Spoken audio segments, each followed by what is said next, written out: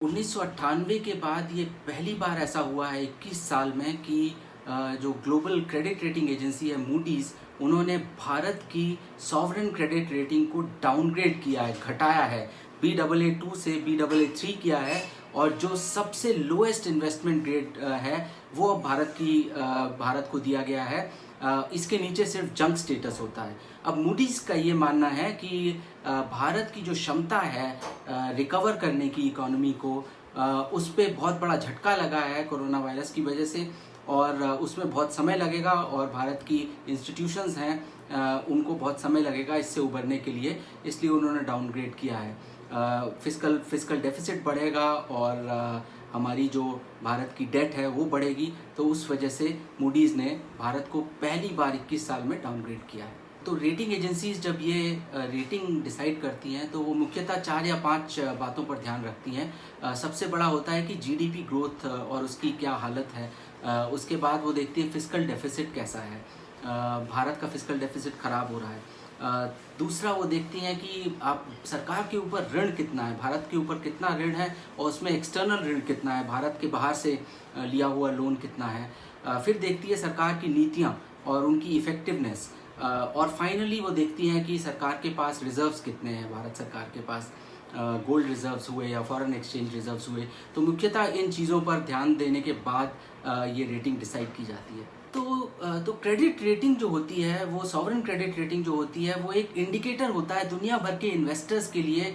वो ये दर्शाता है कि किसी भी सरकार की क्या क्षमता है अपना ऋण और इंटरेस्ट को पे करने की। बेसिकली कि डिफ़ॉल्ट करते हैं, डिफ़ॉल्ट कर सकते हैं या नहीं कर सकते हैं। तो इन्वेस्टमेंट ग्रेड जो होता है उसका मतलब है कि वो अभी भी पे करने की ये क्षमता रखते हैं, अपना इंटरेस्ट और अपना प्रिंसिपल।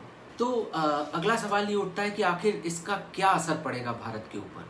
तो सबसे बड़ा जो रेटिंग एजेंसी का या सॉवरेन रेटिंग का इफेक्ट होता है वो होता है एक इंडिकेटर होता है दुनिया भर के इन्वेस्टर्स के लिए कि भाई आप इन्वेस्ट करें भारत में या ना करें।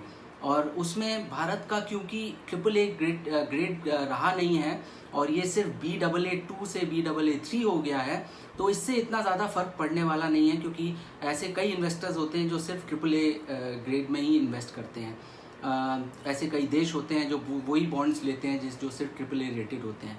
क्योंकि हम B ग्रेड में थे और लो इन्वेस्टमेंट ग्रेड में थे, इसलिए उससे ज़्यादा फ़र्क पड़ने वाला नहीं है।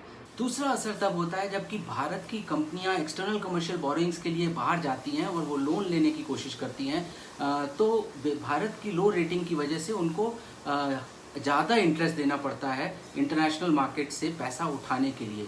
तो क्योंकि ये सिर्फ इन्वेस्टमेंट ग्रेड के अंदर डाउनग्रेड है, उसका बहुत ही मार्जिनल इफेक्ट होगा उन कंपनीज़ के ऊपर।